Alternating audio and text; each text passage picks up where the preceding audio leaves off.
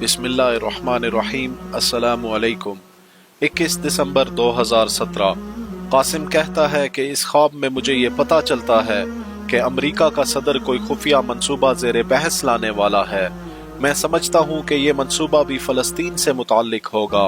फिर मैं कहता हूँ कि ये मुसलमानों के खिलाफ बहुत अहम मंसूबा हो सकता है और मुझे भी वहाँ जाकर देखना चाहिए कि अमेरिका का सदर क्या बातें करेगा। फिर मैं जहाज में बैठकर वहाँ जाता हूँ। अमेरिका का सदर वहाँ एक ऑफिस में बैठा होता है और कुछ और लोग भी वहाँ पे होते हैं। मैं भी अंदर चला जाता हूँ कि किसी को क्या पता चलना है कि मैं कौन हूँ। फिर अचानक अमेरिका का सदर कुर्सी से उठता है और इसके हाथ में एक कागज होता है और वो कहता है हाय हिंद। मैं कहता हूँ हाय हिंद, ऐसा इसने क्यों कहा? फिर अमेरिका का सदर वो कागज सबको दिखाता है।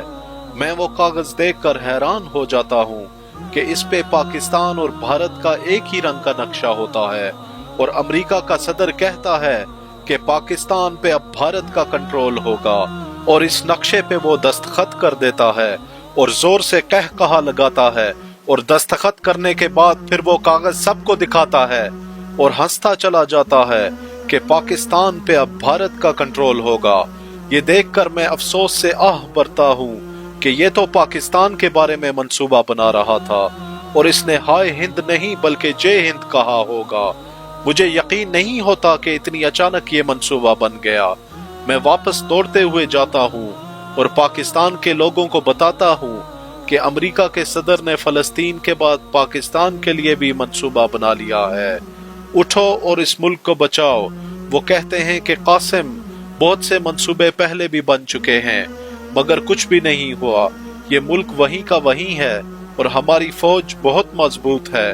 किसी में इतनी जुर्रत नहीं कि हमें मैली आंख उठा कर देख सके और भारत को तो हम कई बार हरा चुके हैं।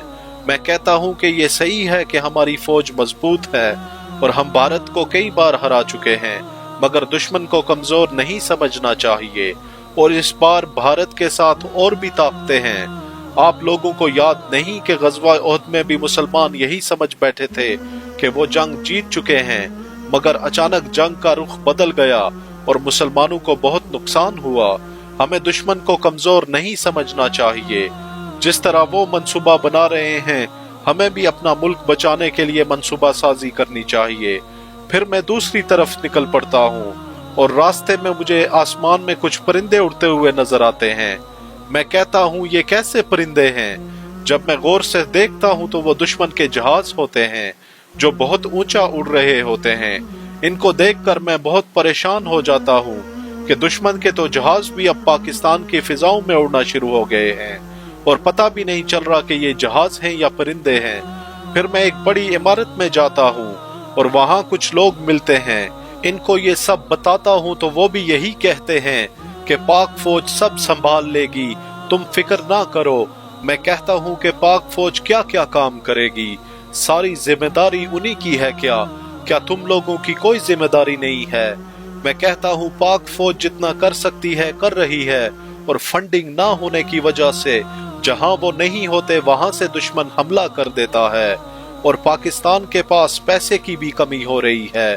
पैसे होंगे तो पाक फौज लड़ेगी ना।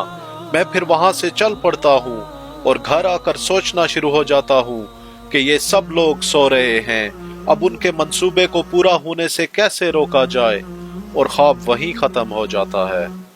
जज़ाकुमुल्लाह खैर। वस्सलामु अलैकुम वरहमतुल्लाहि वबरकातुहू।